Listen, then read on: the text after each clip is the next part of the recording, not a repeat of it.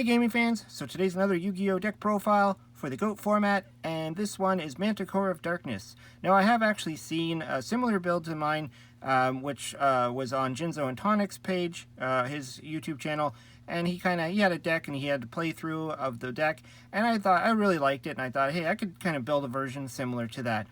And so here's my choices, and I'll explain it as I go along. So obviously your main monster of this build is Manticore of Darkness. You're only allowed 2 in a deck, so I'm obviously maxed out on him. Really cool card. During the end phase of the turn this card was sent to the graveyard, you could send one Beast, Beast Warrior, or Wing Beast type monster from your hand or your side of the field to the graveyard to special summon this guy back from the graveyard. So it's a really interesting card. It can do a lot of different combos. He can almost never die as long as you have something to return or to send to the graveyard. And he can do some tricks with Card of Safe Return. So pretty much to work with this deck, you have to have a lot of the Beast Warriors in there. So Beast Warrior or Wing Beast, I should say. So to start off, we got 2 Iron Blacksmith Kotetsu. I was debating if I should bump that up to 3, but so far I'm playing with 2. The good thing is he's a Beast Warrior, so you could use him for Manticore. And if otherwise, you could set him and hope you get his flip effect off, which is you get to select 1 equip spell card from your deck to your hand. So this deck kind of synergizes with equip spells and also water monsters. And so we have 3 Beast Warrior cards that will actually help with Manticore as well. And they're water monsters, so they could search out any of your water if it gets destroyed by battle, as long as it's 1500 or less, which we do have quite a few targets, like Sinister Serpent, for instance. Then to add some, little bit of piercing damage, to add a bigger body onto the field sometimes, we have 2 Enraged Battle Logs. Again, this is one I was contemplating if I should have 3 or not, but so far I'm sticking with the 2. So if a Beast, Beast Warrior, or Wing Beast type monster you control attacks a defense position monster, inflict piercing to your opponent. So it's cool that if your opponent tries to stall with Scapegoats, you get this guy out. Plus, if you get your Manticore onto the field, they're both going to attack directly, essentially. You're going to do damage right through those goats. Now we're going to go into some of the water support. So we maxed out on the 2 Abyss Soldiers that you're allowed to play. Because we were playing the water cards, so this helps support the deck. So Abyss Soldier, you pretty much discard a water monster and return 1 card on the field to owner's hand. And so the other part of this build is to actually utilize this effect with some of the continuous cards we play and equip spells. And of course, 1 Sinister Serpent, because we're only allowed 1. This card's amazing, obviously, especially for Abyss Soldier. Gives you endless discard fodder. So you if you use your Mother Grizzly and you ram it into something, pull out your Sinister Serpent just to get it out onto the field. And again, some more discard fodder, discard card, which is also water, and that's Tribe Infecting Virus, just to deal with whatever face-up threat your opponent has. And again, you'd probably want to get your Sinister Serpent out so you can use its effect. We also have 1 Revival Gem, which helps, with the tribute cost if you need to tribute summon your Manticore of Darkness, just to get him onto the field, because he is a level 6. So if you can't discard him to get him into the graveyard, you can always tribute summon him using something like Revival Gem. And for some more tribute fodder, or not fodder, but more tribute monsters, I should say, we got 2 Mobius the Frost Monarch. This is to help deal with the back row, give you a couple more water monsters into your deck to use in case you got your Abyss Soldier ready to go. You might need to pitch some cards. It's just an all-around good card, 2400 attack, and blows up to back row cards, which could be critical to your opponent.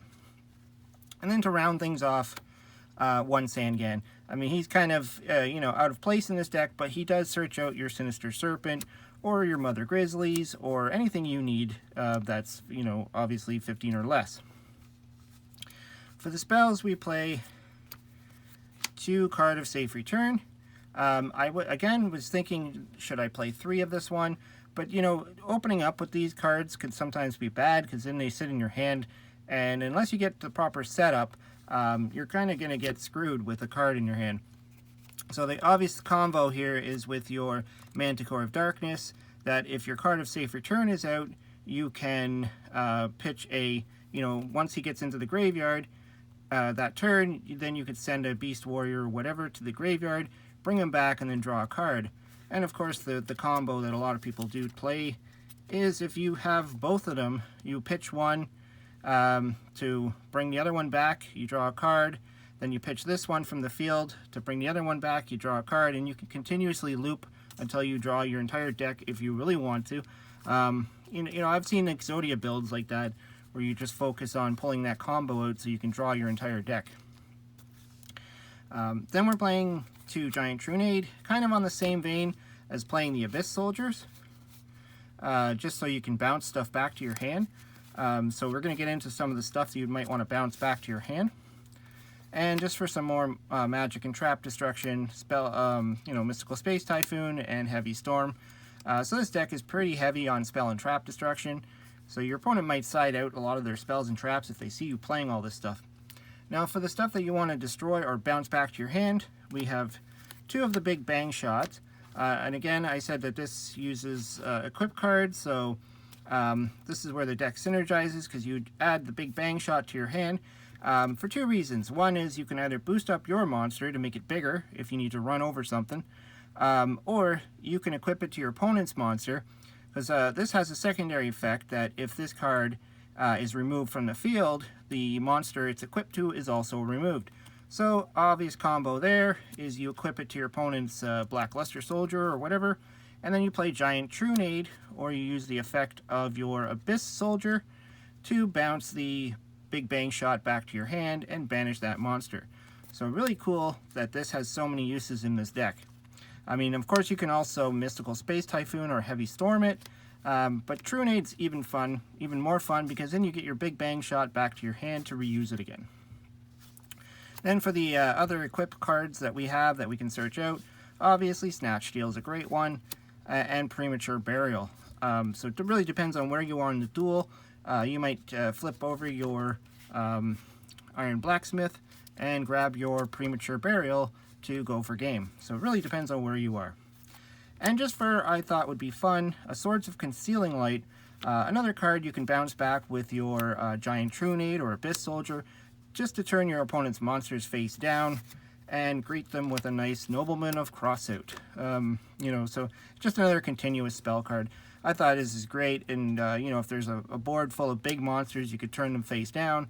Also, the big bang shot will give you piercing, so say you turn down the face down a Monarch or something, then you can just pierce right through it. I also threw in a Soul Exchange, again, just for more removal and to help get the Manticore out, or your Mobius the Frost Monarch. One card in here.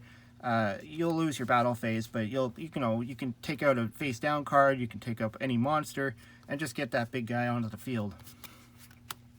Then of course we have our standard cards, Pot of Greed, Graceful Charity.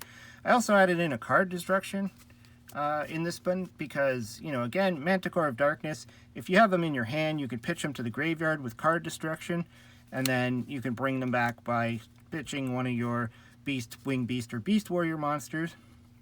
Or if you just have a lousy hand and you want to dig for those Manticores, card destruction works well. And one salvage, because we are playing some good targets for that. Your Revival Jam, your Mother Grizzlies, you can just return them back to your hand, and especially the Mother Grizzlies, to get more stuff for your Manticores to return them.